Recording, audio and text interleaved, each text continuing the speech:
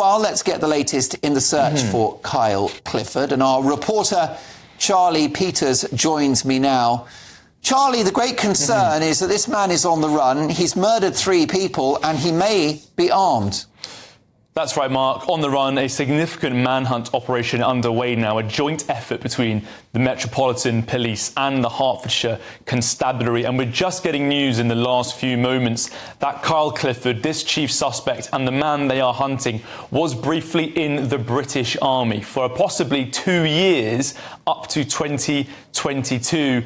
He's then working in private security as his most recent form of employment. So this is the second significant manhunt conducted by the police around London involving a former soldier. We also had that breakout from Wandsworth Prison, you'll remember, in the last year, from a soldier formerly in the Royal Corps of Signals. That soldier evaded police capture for some time. That might point to why this manhunt is going on now for 20 hours since the incident yesterday evening, 7 p.m. in Bushey, when that triple murder took place. We don't know which cap badge, which regiment or corps that Kyle Clifford served in, but we do understand that he was in the British Army. That's what's being reported at the moment. Now, also of concern, obviously, to the police is that he is possibly armed, reportedly with a crossbow, the weapon used in those attacks yesterday. Now, at the same time, that's why we've seen significant numbers of armed response vehicles and specialist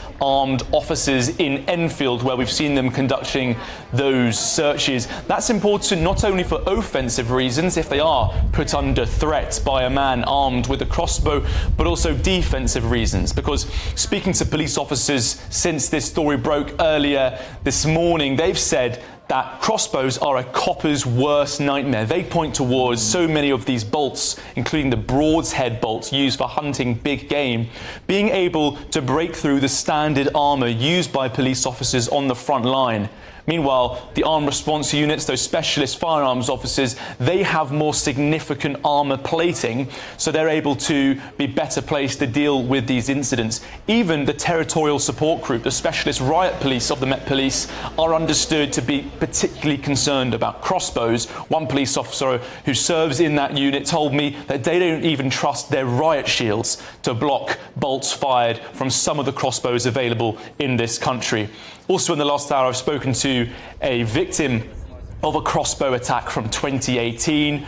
She told me that it was extremely scary to think that so many of these weapons are still on the streets while the police conduct this manhunt. Now, crossbows, unlike firearms, aren't subject to licensing system restrictions. The only restriction on purchasing a crossbow is age. You need to be 18 to purchase a crossbow of a particular strength. Meanwhile, for firearms such as shotguns, you need to go through the licensing process and be assessed by the police and other government authorities. Now, the Home Office opened a consultation on this in February. It closed in early April, but we've not had a response from the government since then, particularly with the changing administration since the election was called in the end of May. So this manhunt ongoing as we speak, involving 2 different police authorities as they search both Hertfordshire and North London. Thank you so much for filling us in. We'll bring you more on this manhunt for 26-year-old Kyle Clifford. The police have not been able to rule out that this man is being helped by friends or family. He may have absconded abroad, but the main focus is to track him down and find him, because he may well be armed with a crossbow, which is what's considered to have been potentially the weapon that saw the death of 3 women last night. At 7 o'clock, the police turned up. All 3 women were badly injured but not dead on the point of arrival, but ultimately they lost their lives. So we'll bring you more on that manhunt